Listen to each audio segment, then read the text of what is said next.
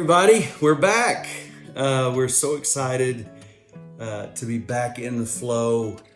We had a great sabbatical. I want to say thank you so much for allowing us to do that. It was very hard for us at first getting into that. Never done anything like that before, and it will be done again. I can promise you. Wow, God really ministered to us, and we really feel rested, and we feel great about just some things that he's spoken to us and what we feel like he wants to do in and through our church. And we're really excited about being back. And we're going to be in church this Sunday. It was kind of odd. We got back and had a little issue because our daughter had COVID.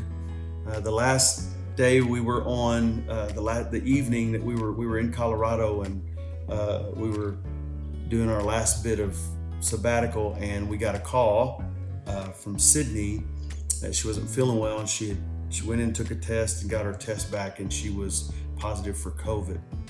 So we're all okay though. We quarantined, and she had symptoms. She had symptoms, very few symptoms actually, a lot of fatigue, but it was about 3 days into it. She was symptom free and hasn't felt bad since then, but we've just, honored what the doctors have said and quarantined ourselves, and, just want to keep everybody safe. But we're all doing great. None of us are sick. We're feeling great. We're having a little bored. We're ready to get out of this house, but we're excited about being back at church. And I want to encourage you. I know that there's a lot going on right now.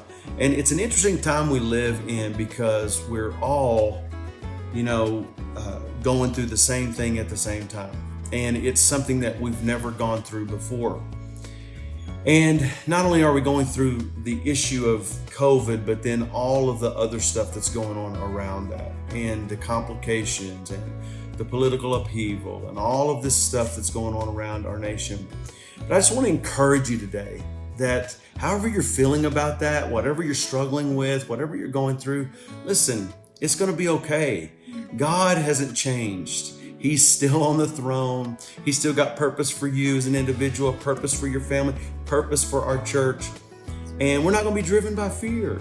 We're not going to be driven by doubt, or we're not going to go into denial and kind of make our own way and act as if, we're just going to try to do what we can do. And, I think what we need to do is get our focus where it needs to be. Our faith set on the miracle working power of God, our faith set on what God wants to do in our lives, and really go there.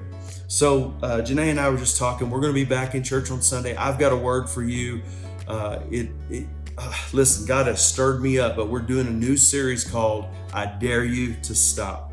And I'm telling you, you're going to be stirred up. If you're even like 5% as stirred up about this series as I am, it's going to change your world. I'm telling you, it's changed mine just in thinking about it. And God's daring us. I think that's what's happening. I think God's daring us to believe. God's daring us to set our faith. God's daring us to say, just trust me and see what happens. Just put I dare you. I dare you. Church, I'm saying that to you right now. I dare you to stop doubting, or stop fearing, or stop being moved or pressured by the world. Come on, let's put our faith in God. He's out here saying, I dare you. Come on. And so we're excited about that. And we're excited about being back in church. Janae, I know that you, as a teacher, you're getting ready for school, and there's a lot that goes with that, and a lot of people are feeling a lot of ways about that. But what I'm feeling is we've got to decide that we're going to get back to life, right. That we're going to stop letting fear and death and the fear of disease or the fear of problems or complications or issues keep us from living and keep us from fulfilling purpose. And so how are you feeling about all that? I'm feeling, I've had ups and downs about it, but recently I have just said, you know what? God has not changed. Even though there's a virus going around, God has still not changed. So even, I've been talking to David about, everyone is, what if this happens? What if that happens? But I saw a meme that said, what if? And then it said, even if. And so God is still on the throne. Even if something happens, just like just happened to us last week when Cindy got COVID, even if that does happen, we still believe God to see us through, to take care of us, to trust in Him. So that even goes for school. Good. So when we know that there's a issue, where we don't want our kids to be exposed to something, this is going to be the best time as a parent for you to stand up in your faith, to pray over your kids every day. If you're a teacher, to go to work, you're going to pray over yourself every day and trust God, and it's going to be okay.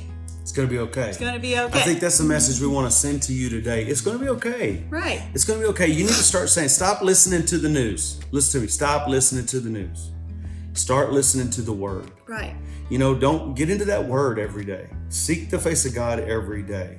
I'm telling you, something is happening in the spiritual world right now. Something is happening in the body of believers across the world. And I think what's happening is that we're living in a moment where, there's a sifting going on. And I don't want to be negative, but I want us to understand there are people that are looking at this and just throwing their hands in the air and saying, don't know what to do, or I'm just going to make my own way. And where's God? And why doesn't this change? And why haven't we got...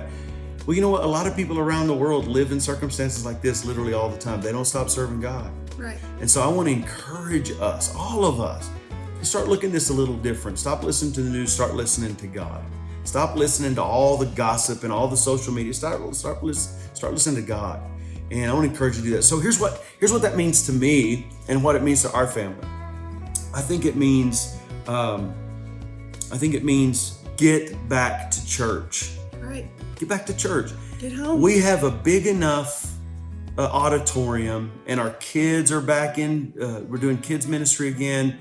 We had a big enough auditorium. Our staff has done a phenomenal job with making it safe and a safe place to be. And so there is no reason not to be back in the house. We got plenty of room. You can wear a mask if you want. We've got masks available. There's, everything is being, whatever you call it, disinfected. I mean, we are going over and above. Now, if you say, well, I'm not sure, one of my kids has breathing problems, or I'm not sure we have this issue or we have that issue. Listen, if that's you and you still feel like, man, this is not safe for me, come on, that's all right.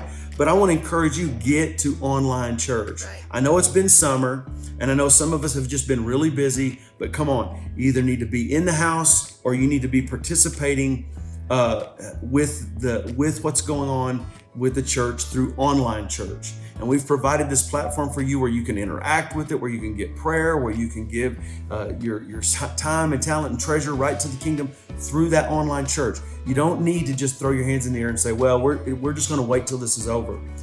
Let me just say something to you. You can't wait to be connected to God and spiritual and to His family till it's over. You may not. We because don't know how long that'll be. What if that's not for another 5 months? Right. Where are you going to be spiritually if you don't get connected spiritually right now? Now, I'm saying this to you not because we need that, you guys have done such a great job just continuing to serve and continuing to give, and we're so thankful for that. I'm talking to you about this for your own spiritual well-being. Let's not take a break, right? Let's not go, well, whatever. We'll just wait. No, let's start to, the Bible, there's a scripture in the Bible that's always been kind of baffling to me, but it's Jesus talking about those who go after the kingdom, they take it by force. And I've always thought, what in the world? And here's what I think it means. I think God is telling us that there's not a passive way to pursue God. There's only an aggressive way to pursue God.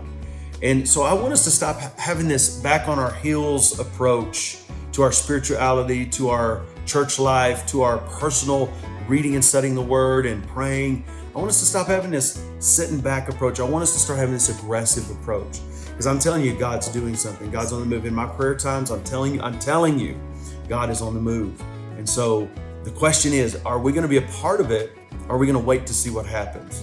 And I can tell you, the people who live the best lives, the people who make the biggest difference, the people who experience the most of God, are people who don't sit and wait to see what happens. They're people that jump in with both feet. There are people that jump in with both feet. So I want to encourage you today. We are so excited about being back. I know part of that is probably because we're sick and tired of being in our house. But we miss you guys. We miss seeing you. We miss, talking to you and connecting with you. And I think that's one of the reasons God gives us sabbatical times, because it causes our heart to swell and to desire the connections that we have with one another. So I just want you to know we love you. We are for you. We can't wait to see you. So Sunday, be at church. If there's no reason for you not to be at church because of your health, then be at church. And if you can't be in the building because of your health, then get to church online. And don't just get to church online. Interact with church online. Take notes at church online. Talk to people. Send your prayer request in. Get prayer from a pastor. Get dressed. Yeah, get up, get dressed. How about that? Look at my hair, y'all. Look at this, a bushy head. I got to get a haircut. I'll have a haircut before Sunday. So we love y'all. We love you. We do. We miss you. And we'll see you soon. God bless you.